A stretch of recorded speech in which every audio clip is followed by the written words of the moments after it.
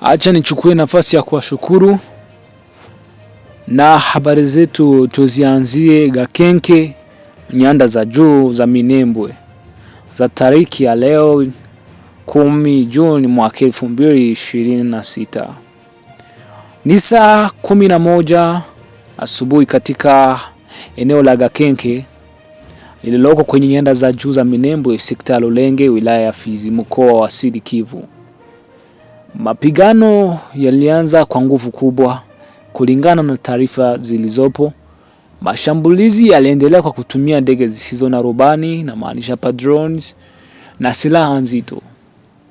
Mashambulizi hayo yanadaiwa kufanywa na serikali ya Kinshasa pamoja na washirika wake, hususan majeshi ya Burundi, FDLR na Wazalendo. Yanasababisha madhara makubwa kwa raia. Watu kadhaa wameuawa, wengine kujeruhiwa na mali nyingi za wananchi zimeharibiwa. Hali hii imesababisha wakazi wengi kukimbia makazi yao kutokana na vurugu hizo. Tunatoa wito kwa pande zote zinazohusika kulinda raia na mali zao kwa mujibu wa kanuni za sheria za haki za kibinadamu za kimataifa. Twirwaneho inawahakikishia wananchi kuwa itaendelea kujitolea kulinda raia na mali zao. Imeandikwa na PC Mavugo kutoka Minembwe.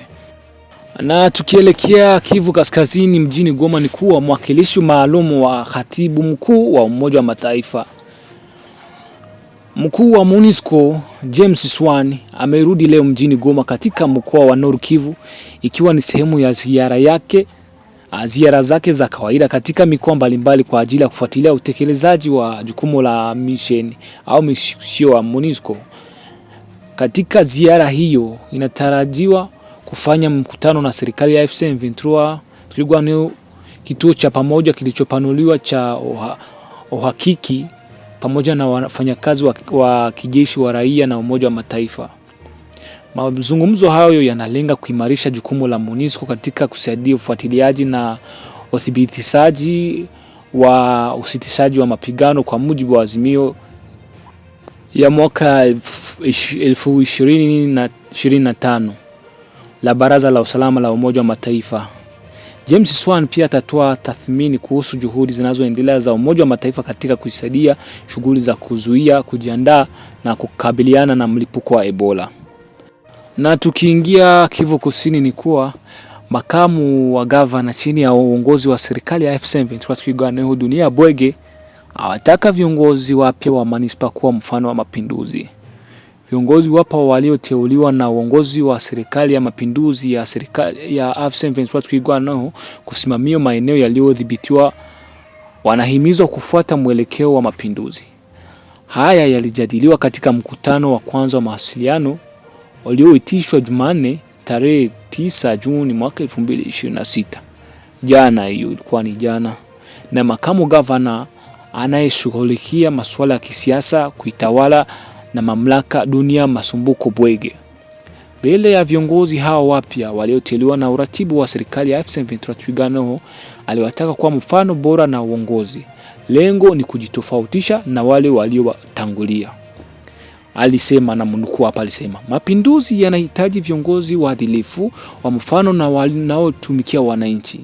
Lazima muache alama chanya katika nyanja zote, alisisitiza kiongozi huyo wa masuala ya kisiasa huyo, na mnukuu, akiwa ameambatana na washauri wa gavana wa mkoa wanaoshughulikia mambo ya ndani, usalama na siasa. Dunia Masumbuko alitoa maelekezo makali kwa viongozi hao wapya wa maeneo. Aliwapongeza pia kwa kuaminiwa na uongozi na wa serikali ya AFC, huku akiwataka kuwa waangalifu na wenye umakini katika utekelezaji wa majukumu yao. Makamu huyo wa gavana aliwakumbusha kwamba jukumu kuu la wasimamizi wa wilaya na mameya ni kuhakikisha mamlaka ya dola au ya jeshi yanafanya kazi kulinda usalama wa watu na mali zao. Kuhamasisha wananchi kuunga mkono shughuli za mapinduzi na kutoa taarifa kwa viongozi wa juu. Wao ndio wawakilishi wa kwanza wa utawala katika maeneo hayo. Mkutano huu ulifanyika katika ukumbi wa mkutano wa ofisi ya gavana Nyamoma Labote. Ndio kwenye mkutano ulifanyika katika manispaa ya Ibanda. Kitengo cha mawasiliano cha ofisi ya gavana wa Sud Kivu ndio kilitangaza hayo mambo. Na Tukielekea Shabunda ni kuwa mzalendo amemuua msichana mdogo wa miaka 7 leo, siku ya leo Mercredi Mukariye wanaita Ndeya Selo. Yeye anasema Selo yeye Maima anasema kuwa risasi limponyoka. Na tukielekea mjini Fizi ni kuwa mwanafunzi mwenye umri wa miaka 18 ameuawa siku ya jana usiku kuamkia leo kwa kupigwa masasi huko Fizi, Kivu Kusini. Kijana mwenye umri wa miaka 18 anaitwa Osi Masase, mwanafunzi wa 4e Humanite Pedagogique, alipigwa risasi usiku wa kuamkia jana Juni katika kijiji cha Ndebwe akielekea Lusenda. Kikundi cha Walala Rondo sekta ya Tanganyika wilaya ya Fizi mkoani Kivu Kusini. Kwa mujibu wa mashuhuda, Osi Masase alilengwa na wazalendo wenye silaha ambao hadi sasa hawajatambulika. Alifariki hapo baada ya kushambuliwa na wamaimai. Asise ya kiraia ya Force Vive ya Balala Nord melani vikali mauaji hayo na kuitaka serikali kufungua uchunguzi wa haraka ili kubaini na kuwafikishia wahusika mbele ya sheria. Viongozi wa eneo la Lusenda pia wameeleza masikitiko yao na kuwataka wananchi kubaki watulivu huku wakishirikiana na vyombo vya usalama katika uchunguzi unaoendelea. Taarifa zinaeleza kuwa karibu na mwili wa marehemu kulikuwa na baadhi ya vifaa vya kijeshi ikiwemo magazini ya risasi, kofia ya kijeshi na mkanda wa kijani. Hata hivyo, mamlaka bado hazijathibitisha uhusiano wa vitu hivyo na tukio hilo. Wananchi wa Ndebe, Lusenda na maeneo jirani wameeleza kushtushwa na tukio hilo, wakitaka hatua za haraka zichukuliwe ili kukomesha mauaji yanayoendelea kuripotiwa katika eneo la Fizi. Na tukiingia mjini Baraka ni kuwa baada ya kutangaza kuwa yule Colonel Makelele amefariki au amejipiga risasi, watu waliingiwa na hofu kwa labda alikuwa amefariki. Kinyume na taarifa za awali zilikuwa zimesambaa ni kuwa kamanda huyu wa jeshi la Jamhuri ya Kidemokrasia ya Kongo bado yupo hai. Kwa sasa anapatiwa matibabu katika hospitali kuu ya Baraka baada ya kujeruhiwa kwa risasi. Kwa mujibu wa vyanzo mbalimbali wa eneo hilo, inaelezwa kuwa Makelele alijipiga risasi kwenye koo kwa kutumia bastola yake alipokuwa katika hoteli ya Musambia iliyoko katika mtaa wa Mushimbia kusini mwa mji wa Baraka mkoani Kivu Kusini. Tukio hilo lilitokea majira ya saa 11:30 za jioni kwa saa hizo za eneo hilo. Akiwa majeruhi vibaya mdomoni na shingoni, afisa huyo alipoteza fahamu baada ya muda mfupi ya tukio hilo, hali iliyochochewa taarifa mapema zilizodai kuwa alikuwa amefariki. Hata hivyo, licha ya hali yake ya kiafya kuendelea kuwa tia wasiwasi, amenusurika na majeraha hayo. Kwa mujibu wa vyanzo vinavyofanana, kitendo hicho kinadaiwa kutokea katika mazingira na mvutano unaohusishwa na uratibu wa kinidhamu uliokuwa ukimlenga afisa huyo. Taarifa za awali zinaonyesha kuwa alikuwa amepewa wito wa kwenda Kinshasa, ambako hatua hiyo ya kuweka chini ya ulinzi wa kizuizini ilikuwa ikitarajiwa kuchukuliwa dhidi yake.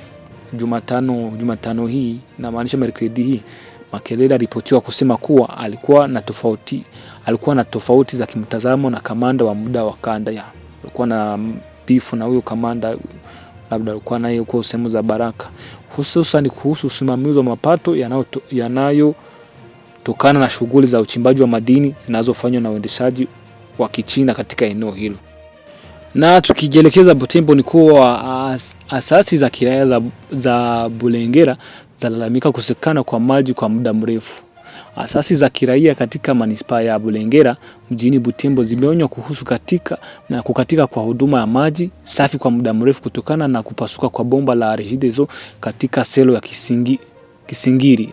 Kwa mujibu wa viongozi wa asasi hiyo, bomba hilo lililoharibika liko katika mtaa wa Evek kwenye barabara inayoelekea ofisi ya manisipaa.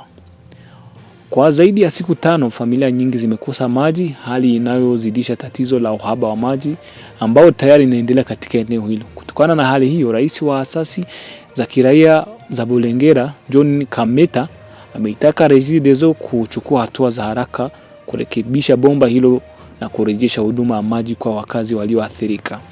Na niwashukuru. Acha habari zetu za jioni leo acha tuzishi hapa. Tutaendelea na habari nyingine, habari nyingi kesho. Tuonane kesho majaliwa. Acha niwashukuru. Asanteni sana.